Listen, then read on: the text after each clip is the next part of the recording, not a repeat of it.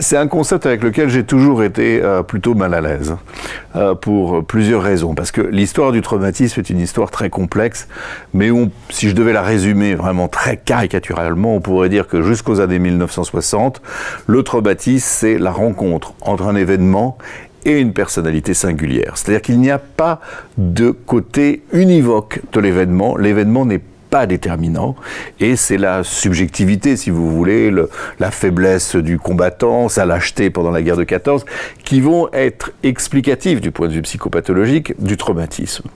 À partir des années 60-70, avec la guerre du Vietnam, il va y avoir un changement de la définition, qui va dire que le traumatisme est la réaction normale à une situation anormale. Auparavant, c'était une réaction anormale à une situation normale, c'est-à-dire quand vous faites la guerre, c'est normal qu'il y ait des choses épouvantables.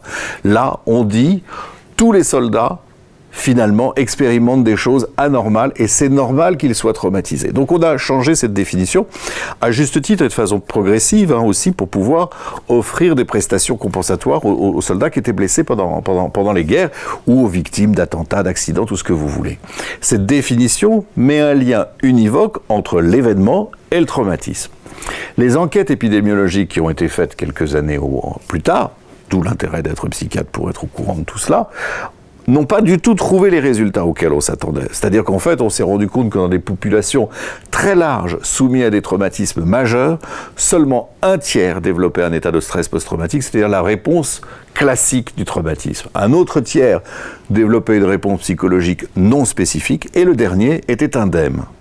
N'importe quel statisticien considérerait que l'hypothèse n'est pas bonne, puisque si vous avez qu'un tiers de gens qui ont la réponse la plus significative, c'est qu'il y a un problème.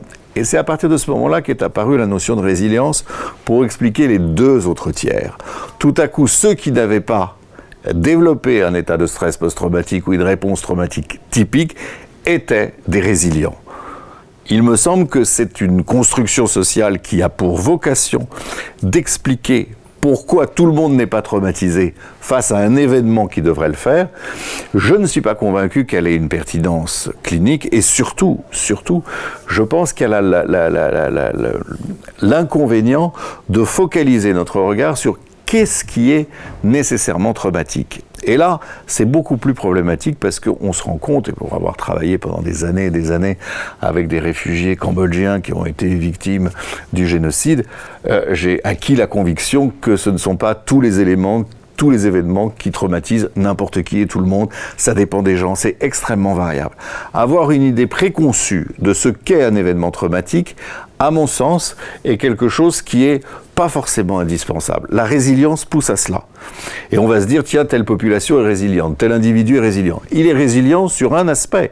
Il va être résilient sur quelque chose qu'on aurait imaginé qu'il n'aurait pas supporté.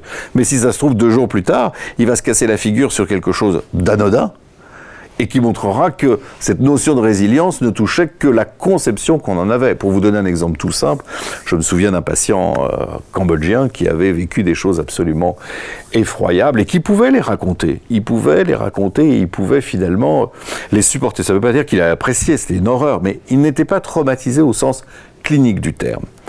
En revanche, ce qui lui était impossible, c'était de mettre un pyjama noir.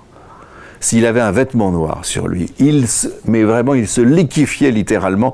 C'était quelque chose, si moi je venais habillé en noir, ce que je fais souvent malheureusement, mais à cette époque-là je ne le faisais pas trop, il était littéralement liquéfié. Pourquoi ? Parce que ce pyjama noir renvoyait à toute cette période qu'il avait passée sous les Khmers rouges, et ce vêtement qu'il portait du matin au soir, qu'il n'avait pas le droit de laver, qu'il n'avait pas le droit de changer, et c'était là que venait poser le traumatisme.